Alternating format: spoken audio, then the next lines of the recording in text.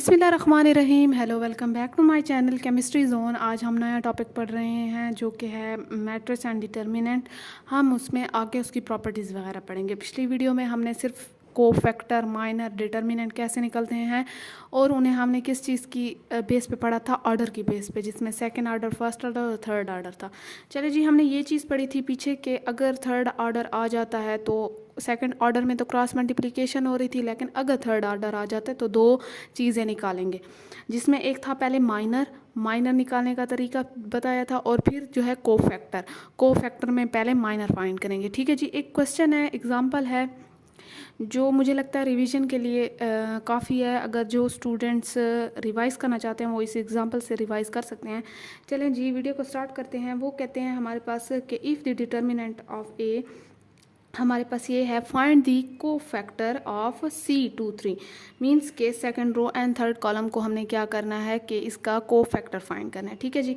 तो हमने क्या करना है कि second row and third column को अगर मैं लेती हूँ तो इसका आगे देखते हैं। ये हमारे पास ऑप्शंस हैं। अभी ऑप्शंस को नहीं देखते, पहले हम क्या करेंगे कि पहले हम प्रोसीजर को देखेंगे। चलिए जी, प्रोसीजर की तरफ जाते हैं। मेरे पास कोफैक्टर का फार्मूला ये वाला था। ठीक है जी, जिसमें आई रो था, जे कॉलम था और एम माइनर है। ठीक है जी। अब देखें कि मेरे पास कट करने के बाद, मींस के मेरे पास क्या था, कट करने के बाद सेकंड रो थर्ड कॉलम, तो मेरे पास 1 2 2 -4 बच गया। 1 2 2 -4। ठीक है, यहाँ तक बात क्लियर है। अब देखें कि इसकी क्रॉस मल्टीप्लिकेशन होगी। अगर क्रॉस मल्टीप्लिकेशन होती है तो मेरे पास आंसर क्या आ रहा है, -8। अगर वो यहाँ पे एक क्वेश्चन देते कि आप लोग रो 2 और कॉलम थर्ड, मींस के C23 का माइनर निकालें, सिर्फ माइनर निकालें, तो माइनर मेरे पास ये आ चुका है। ठीक है। अब हमने निकालना क्या था, क्वेश्चन क्या था कि हमारे पास कोफैक्टर निकालना था। कोफैक्टर के लिए हमने पहले माइनर निकाला, फिर हमने कोफैक्टर के फार्मूले में पुट किया। ठीक है जी। अब माइनर वाला ये एम लगा हुआ है, तो हमें पता है कि हम आई जे नहीं लगाएंगे, क्योंकि हमने आई जे को कट करके ये चीज़ फाइंड की थी। तो डायरेक्ट ये आंसर लगाया मैंने इसमें, और -1 वैसे आया। मैंने आई प्लस जे क्या किया कि मेरे पास second row and third column था। ठीक है। तो मेरे पास ये क्या चीज़ आ रही है, ये ऑड आ रहा है, ऑड नंबर है ना 5। मेरे पास यहाँ आंसर नेगेटिव में आना चाहिए था, लेकिन यहाँ ऑलरेडी ये चीज़ नेगेटिव है, तो मेरे पास जो है क्या आएगा, आंसर पॉजिटिव में आएगा, जो कि मेरे पास 8 है। आप इस कैलकुलेटर पे करके देख सकते हैं कि मेरे पास आंसर पॉजिटिव में आ रहा है या नेगेटिव में आ रहा है। चलिए जी, आप लोग ये आंसर देख सकते हैं कि मेरे पास कैलकुलेटर में भी आंसर क्या आया है, 8 आया है। तो मेरे पास कोफैक्टर क्या होगा, कोफैक्टर अब 8 होगा। तो आप लोग यहाँ ऑप्शन जो है वो 8 पे कर सकते हैं। वैसे ये माइनर है और ये कोफैक्टर के लिए आंसर था। ठीक है जी, यहाँ तक बात क्लियर है। अब आगे चलते हैं, प्रॉपर्टीज़ ऑफ डिटर्मिनेंट। अगर मैं प्रॉपर्टीज़ की बात करूं कि मेरे पास क्या प्रॉपर्टीज़ हैं, वो कहते हैं the value of determinant remain unchanged if the row and column are interchanged. वो कहते हैं कि मेरे पास कोई भी डिटर्मिनेंट है वो रिमेन अनचेंज, मीन्स के आप जो डिटर्मिनेंट निकालेंगे उसका आंसर जो आएगा वो क्या होगा कि सेम ही आएगा, अगर number of rows and column जो है वो इंटरचेंज हो सकते हैं। मीन्स के आपके पास ये देखे, जैसे ये है, इसे मैंने इंटरचेंज किया, पहले ए ऐसे लिखा हुआ था, फिर मैंने ए को ऐसे कर दिया। मीन्स के क्या था, रो 1 को मैंने इसमें चेंज कर दिया। ठीक है। तो मेरे पास, सॉरी, कॉलम को मैंने चेंज कर दिया। तो मेरे पास क्या होगा कि ये मैंने इंटरचेंज ये चीज़ें की। ठीक है। अगर मैं यही चीज़ 1 2 3 4 लिखती हूँ और मैं 1 3 को ऐसे चेंज कर देती हूँ, तो मेरे पास जब ये चेंज करने के बाद मैं इसका डिटर्मिनेंट और इसका डिटर्मिनेंट लूँगी तो मेरे पास आंसर क्या आएगा, सेम आएगा। मीन्स कि ये एक उसकी प्रॉपर्टी है जिसमें अगर हम नंबर ऑफ रोज़ या कॉलम को इंटरचेंज करें, ठीक है, तो मेरे पास क्या है। अच्छा, यहाँ एक चीज़ आप लोगों ने ये भी नोट करनी है कि मेरे पास जो है, अगर मैं जैसे ये कर रही हूँ, इससे करती हूँ, फिर इससे करके ऐसे लिख लेती हूँ, इससे करके ऐसे लिख लेती हूँ, तब भी मैं डिटर्मिनेंट लूँगी तो मेरे पास आंसर सेम आएगा। यहाँ पहली प्रॉपर्टी थी ये वाली। ठीक है जी। अब देखें कि मेरे पास सेकंड कौन सा है। वो कहते हैं इफ़ एनी रो और column interchange then the sign of determinant will be change. अब वो कहते हैं कि अगर मैं रो को रो के साथ चेंज करूं या कॉलम को रो के साथ करूं, जो मैंने पहली प्रॉपर्टी बताई उसमें मेरे पास रो को मैं कॉलम में चेंज कर रही थी, रो को रो में मैंने चेंज नहीं किया था। मीन्स के मैंने इस चीज़ को ऐसे लिखा था, इस चीज़ को यहाँ या इस चीज़ को यहाँ नहीं किया था। तो वहाँ क्या था कि मेरे पास डिटर्मिनेंट का आंसर सेम आ रहा था। लेकिन यहाँ ये है कि जैसे यहाँ पे 1 3 है और 4 5 है, तो मैंने क्या किया, ये 4 5 को ऊपर ले गई और 1 3 को नीचे ले आई। मैंने क्या किया कि इन दोनों को इंटरचेंज कर दिया। मीन्स के आपने रो रो के साथ चेंज करनी है और कॉलम कॉलम के साथ चेंज करना है, तब आपका डिटर्मिनेंट का साइन चेंज आएगा। ठीक है, अब लेट सपोज मेरे पास कोई भी एग्जांपल है, मैंने 1 3 4 5 ले लिया, तो मैंने ये 1 3 को जो है यहाँ चेंज कर दिया इसमें और 4 5 को यहाँ कर दिया। तो मैंने दोनों का जब डिटर्मिनेंट लिया, एक का -7 आया, एक का 7 आया, क्यों, साइन चेंज आ रहा था। ठीक है, रो रो या कॉलम कॉलम को जब करेंगे। अब आगे रूल देखते हैं कि इवन नंबर अगर होगा चेंज तो मेरे पास कोई साइन चेंज नहीं आएगा, अगर ऑड नंबर चेंज होगा तो मेरे पास साइन चेंज आएगा। ठीक है, ये एक रूल है। इवन और ऑड का आप लोगों को पता है ना कि मेरे पास कैसे होता है कि अगर इवन नंबर जो है वो चेंज होगा तो मेरे पास कोई साइन में चेंज नहीं आएगा, लेकिन अगर ऑड होगा तो मेरे पास साइन में चेंज आएगा। वो कहते हैं थर्ड पे देखें आप लोग कि इफ़ एनी टू रो और कॉलम आर आइडेंटिकल मीन्स के proportional to each other then the value of determinant will be 0। Means के अगर कोई भी रो है या कॉलम है, अगर वो आइडेंटिकल हैं टू ईच अदर, सेम है मीन्स के, तो उनके डिटर्मिनेंट की वैल्यू क्या आएगी, 0 आएगी। एक चीज़ आप लोग समझें, यहाँ पे मैं ये रेस कर दूँ,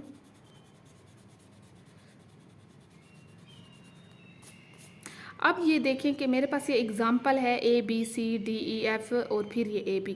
अब आप लोग एक चीज़ नोट कर रहे हैं कि ये और ये वाली क्या है, हमारे पास सेम है, मीन्स के वैल्यूज़ हमारे पास सेम है। ठीक है जी, अब जब आप लोग ये नोट करें कि ये रो और ये रो क्या है, सेम है, तो मेरे पास डिटर्मिनेंट 0 कैसे आएगा। वो कहते हैं कि if the first row and the second row are identical find the determinant. अब हम चले जी, अब एक और चीज़ देखते हैं हमारे पास यहाँ पे कि अगर वो कहते हैं row and number of column, जैसे मैंने कहा है कि आइडेंटिकल अगर हों तो हमारे पास डिटर्मिनेंट की वैल्यू कैसे आएगी। तो अब आपके पास क्या चीज़ है कि ये वाली रो और ये वाली रो क्या है, आइडेंटिकल है। तो हमने क्या चीज़ फाइंड करनी है, हमने इस रो का जो है वो डिटर्मिनेंट फाइंड करना है। अब इस रो का डिटर्मिनेंट फाइंड करने के लिए आपने क्या करना है कि सबसे पहले जैसे डी है, अब डी जिस रो में है या कॉलम में है उसको हमने कट करना है, लेट सपोज ऐसे।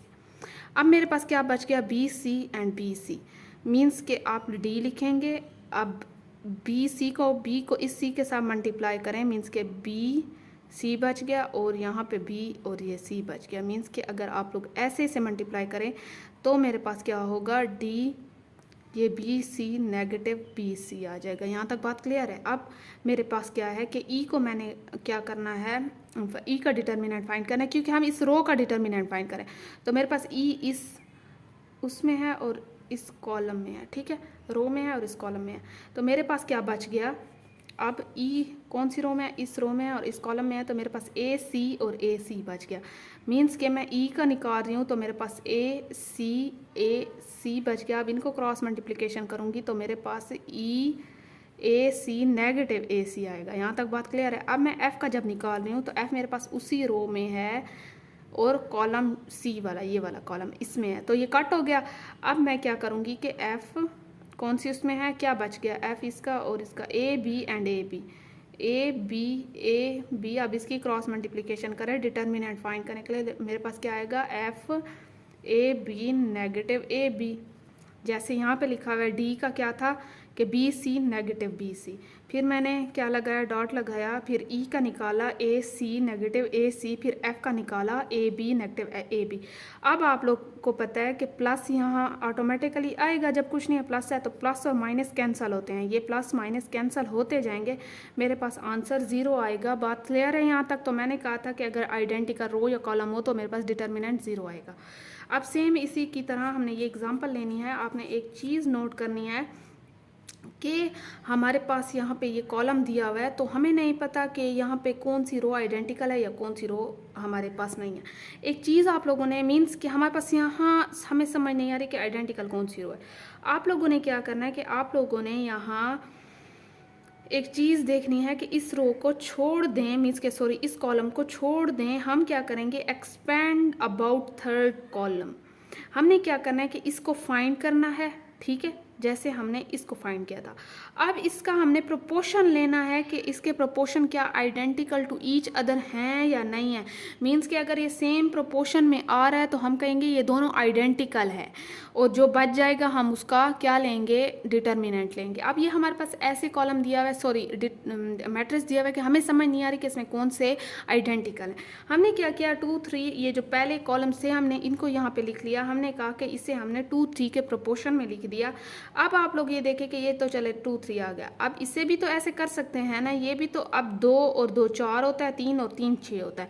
तो मैंने इसे इस प्रोपोर्शन में लिख दिया, इसे डिवाइड किया है तो ये भी 2 पे जा रहा है और ये भी 3 पे, तो मेरे पास ये सेम आ गए, आइडेंटिकल प्रोपोर्शन आ गए। मीन्स कि मैंने इनको डिवाइड किया, हिस्से हिस्से किया, तो मेरे पास प्रोपोर्शन जो है ये सेम आ गए। मीन्स कि ये और ये मेरे पास कॉलम आइडेंटिकल है। हमने मैट्रिक्स इसका निकालना है, सेम वही केस करेंगे हमारे पास जैसे ऊपर किया है कि 11 जिसमें आ रहा है उसको कट कर दें, 4 और 6 बच गया, 4 6 और ये 6 9। तो मैंने 4 को 9 के साथ मल्टीप्लाई किया, क्योंकि क्रॉस मल्टीप्लिकेशन होगी, 4 9 के साथ मल्टीप्लाई होगा, 6 6 के साथ मल्टीप्लाई होगा, प्लस 13। अब मैंने 13 का निकाला, ये इसी उसमें है लेकिन ये वाला कट होगा, 2 3 और ये 6 9 बच गया। 2 9 के साथ होगा, 3 6 के साथ होगा, 2 9 के साथ हो रहा है, नेगेटिव 6 जो है वो 3 के साथ हो रहा है, या 3 6 के साथ हो रहा है, प्लस 17। अब 17 जो है हमारे पास इसी कॉलम में है, ये कट हो जाएगा तो मेरे पास यहाँ पे क्या चीज़ बच जाएगी, सिर्फ 2 3 4 6। ये आपस में क्या क्रॉस मल्टीप्लिकेशन, 6 मल्टीप्लाई 2 4 मल्टीप्लाई 3, ये 6 है, यहाँ पे 6 है, 4 मल्टीप्लाई 3। अब इनका आंसर आप कैलकुलेटर से निकालेंगे तो इनका आंसर 0 आएगा। तो मेरे पास ये पता चल गया कि यहाँ पे अगर मेरे पास कोई आइडेंटिकल रो या कॉलम होता है तो मेरे पास क्या आएगा कि 0 आंसर आएगा डिटर्मिनेंट का। ठीक है, अब देखें कि परम्यूटेशन हमारे पास मैट्रिक्स होता है। परम्यूटेशन मैट्रिक्स कौन सा है कि permutation matrix is a square matrix of order n, वो ऑर्डर n का होता है, such that each line either row और column contain one element equal to 1, the remaining elements of line being equal to 0। अब एक चीज़ permutation में ये है कि एक ऐसी रो या एक ऐसा कॉलम होगा, मीन्स के हर रो या कॉलम में एक ऐसा डिजिट होगा जो 1 होगा, मीन्स के वो कहीं भी लाई कर सकता है। जैसे अब इस हमारे पास रो में पहला आ रहा है, अब इसमें हमारे पास सेकंड 1 आ रहा है, इसमें थर्ड आ रहा है, लेकिन इस कॉलम में 1 आ रहा है, इसमें सेकंड आ रहा है, इसमें थर्ड। मीन्स कि चाहे रो को ले लो या चाहे कॉलम को ले लो, एक एलिमेंट 1 होगा, बाकी सारे 0 होंगे। तो हम इसे कहते हैं कि ये परम्यूटेशन मैट्रिक्स है। ठीक है, स्क्वायर मैट्रिक्स कौन सा होता है कि उसमें number of rows and column equal होते हैं। वो कहते हैं each of several possible ways in which a set of number of things can be ordered और अरेंज्ड। मीन्स कि हमारे पास जो है स्क्वायर मैट्रिक्स की ये भी डेफिनेशन लिख सकते हैं, the action of changing the arrangement. एक आप लोगों ने ये चीज़ नोट करनी है कि मेरे पास परम्यूटेशन का मतलब होता है कि आपने एक स्क्वायर मैट्रिक्स लेना है, मीन्स के कॉम्बिनेशन, हम जिसे कहते हैं कि combination of square matrix plus identity matrix. अब मैंने जैसे कहा है कि ये मेरे पास चीज़ आइडेंटिटी आ रही है जिसमें एक मीन्स के 1 है, मीन्स के परम्यूटेशन ये दोनों का क्या है, मिक्सचर है। अब आगे जब समझेंगे आप लोगों को समझ आ जाएगी। अब देखें कि मैंने स्क्वायर का बता दिया कि स्क्वायर ये होता है rows, number of rows and column equal हो, और आइडेंटिटी ये होता है कि एक रो हो या चाहे कॉलम हो उसमें एक एलिमेंट 1 होना चाहिए, बाकी 0 होंगे। आप परम्यूटेशन मैट्रिक्स देखें कि वो कहता है कि sum of rows and column is 1 like square matrix, permutation matrix of order. अब इसका ऑर्डर क्या लेंगे कि मेरे पास ऑर्डर जो है वो n है और n is equals to n factorial. हम इसे क्या कहते हैं कि इस निशान को फैक्टोरियल कहते हैं, जो हमारे पास एक्सक्लेमेशन मार्क की तरह होता है, इसे हम फैक्टोरियल कहते हैं। वो कहते हैं इंटरचेंजिंग रोज ऑपरेशन, मीन्स के रो को इंटरचेंज करेंगे। रो ऑपरेशन का मतलब रो को रो में चेंज करेंगे। नंबर ऑफ परम्यूटेशन मैट्रिक्स हमारे पास तो चलो ये आ गया है। अल्टीमेटली इट म्यूटेशन का मतलब चेंज होता है। अगर आप लोगों ने बायो में भी पढ़ा हो तो कोई चेंज आना, कोई वेरिएशन आना किसी चीज़ में, हम उसे म्यूटेशन कहते हैं। ठीक है, वो अपनी नॉर्मल चीज़ से हट कर कोई चेंज लाए तो हम उसे म्यूटेशन कहते हैं of rose of identity matrix. अब इसमें हम इसे चेंज करेंगे, रो को रो में अगर चेंज करती हूँ मैं तो मेरे पास ये रो ऑपरेशन होगा और मेरे पास ये म्यूटेशन आएगी, मीन्स कि कोई चेंज आएगा। अब देखिए कि वो कहते हैं first we find the order of matrix thus for order 3। अब ये मेरे पास ऑर्डर 3 है, 3 रोज़ हैं, 3 कॉलम है, ठीक है। तो देखते हैं कि ये कैसे करते हैं। वो कहते हैं अगर मैं 3 को 3 के साथ मल्टीप्लाई करूँ, मीन्स के 3 ऑर्डर क्या है कि 3 रो हैं और 3 कॉलम है, तो मेरे पास 3 आएगा। अब एक चीज़ ये देखें कि अब इस 3 का फैक्टोरियल मैं आप लोगों को निकाल के दिखाऊँ कि 3 को पीछे ले जाएँ, 3 के पीछे 2, 2 to 1, ठीक है, 1 तक आप लोग ले जा सकते हैं, मीन्स कि इसके आगे तो 0 है, 0 को आगे जा नहीं सकता। अब वो ये कहते हैं कि मेरे पास ये होगा, अब इस चीज़ को मल्टीप्लाई करें आपस में, तो 3 2s are 6, 6 multiply 1 is equals to 6, तो ये मेरे पास आ गया। वो कह रहे हैं कि मज़ीद 6 पर म्यूटेशन मैट्रिक्स बन सकते हैं, मीन्स कि हम जो हमारे पास ये वाला फार्मूला है, हम इससे ये बता सकते हैं कि इसमें हमारे पास पर म्यूटेशन मैट्रिक्स बन कितने सकते हैं, ठीक है। अब लेट सपोज मेरे पास कोई भी एग्जांपल है जो कि जैसे ये मैंने कह दिया कि 1 है, इसमें 1 है, 1 है, मीन्स कि ये मेरे पास पर म्यूटेशन कोई भी मैट्रिक्स है, इसकी मैंने पर म्यूटेशन या पर म्यूट मैट्रिक्स निकाल के दिखाना है। तो मेरे पास ऑर्डर कौन सा है, 3rd है। मैंने ये वाला फार्मूला लगाया, मैं बता सकती हूँ कि मेरे पास 6 मैट्रिक्स और आएंगे, मीन्स कि एक इसके साथ 5 और आएंगे जो कि 6 बन जाएंगे इसके साथ, और पर म्यूटेशन मैट्रिक्स वो आएंगे जिसमें हमने रो को रो में चेंज करना है, ठीक है जी। चले जी, आप लोगों ने देखा कि पहला मेरे पास मैट्रिक्स ये था। अब P मैंने लिखा है क्योंकि ये पर म्यूटेशन के लिए मत मीन्स के शो हो रहा है। P फर्स्ट मैट्रिक्स तो ये था जो आ रहा है पीछे। अब सेकंड मैंने क्या किया कि मैंने सेकंड को P1 2 कर दिया, मीन्स के सेकंड पर म्यूटेशन मैट्रिक्स के मैंने 1 जो रो थी उससे सेकंड में चेंज कर दिया। ये देखें, ये 1 है और ये सेकंड है, सेकंड 1 की जगह चली गई, ये 1 की जगह चली गई और ये इसकी जगह आ गई। तो मेरे पास ये देखें कि पहले ये वाला 1 यहाँ आ रहा है और ये वाला 1 ऊपर चला गया तो यहाँ आ रहा है। अब मेरे पास एक ये बन गया। अब मेरे पास 1 3 में चली गई, मीन्स के 1 को मैंने 3 में कन्वर्ट कर दिया और इस 3 को इसमें कर दिया। तो मेरे पास क्या होगा कि ये बीच वाली सेम रहेगी, सिर्फ ये और ये चेंज हो गया, यहाँ तक सही है, ये 3rd वाला आ गया। अब मैंने क्या किया कि 2 को 3 में कर दिया और 3 को 2 में कर दिया, मीन्स के 2 को 3 में कर दिया और 3 को 2 में कर दिया, तो मेरे पास ये वाला आ गया, ठीक है। अब क्या किया कि 1 को 2 में किया, 2 को 3 में किया, 3 को 1 में किया है। अब ये देखें, ये मैंने कैसे किया है कि 1 2 3 जैसे लिखा हुआ है, मैंने 1 को 2 में किया है, फिर इसी 2 को 3 में किया है और इस 3 को मैंने इस 1 में कर दिया चेंज, मीन के इसकी जगह यहाँ पे लिख दिया है। जैसे मैंने 1 की जगह ये वाला लिख दिया है, ठीक है। अब मैंने इसकी जगह क्या लिख दिया है, ये वाला लिख दिया है, मीन्स के ऊपर वाली थी वो मैंने सेकंड पे लिख दिया, और मैंने यहाँ 3rd वाली वहाँ यहाँ पे लिख दिया है। तो मैंने क्या किया है कि ये ऊपर जो है 3rd वाला ये था ना, पहले 2 0 आ रहे थे तो 1 यहाँ पे लिख दिया। यहाँ तक बात क्लियर। अब मैंने 1 3 2 किया है, तो 1 3 2 में मैंने क्या किया है कि पहले वाले को 3rd में चेंज कर दिया, ठीक है, पहले वाले को 3rd में चेंज कर दिया, 3rd वाले को 2nd में चेंज कर दिया और 2nd वाले को 1 में चेंज कर दिया। यहाँ तक बात क्लियर है। पहले आप लोगों ने ये नंबर लिख लेने हैं, जैसे मैंने P1 2 P1 3 P2 3 P1 2 3 P1 3 2, ये आप लोगों ने नंबर याद कर लेने हैं, तो आप लोगों को पता चल जाएगा कि कैसे रो चेंज करें हैं। जैसे अगर 1 और 2 है, मीन्स को आप 1 को 2 में करें और 2 को 1 में करें।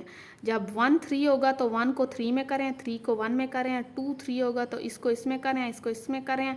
अगर 1 2 3 है तो ये इसमें जाएगा, ये इसमें जाएगा और ये दोबारा से पहले वाले में आएगा। तो आप लोगों ने ऐसी चीज़ें याद करनी है। तो ये मेरे पास परम्यूटेशन मैट्रिक्स बन गए हैं, तो ये भी बन गया।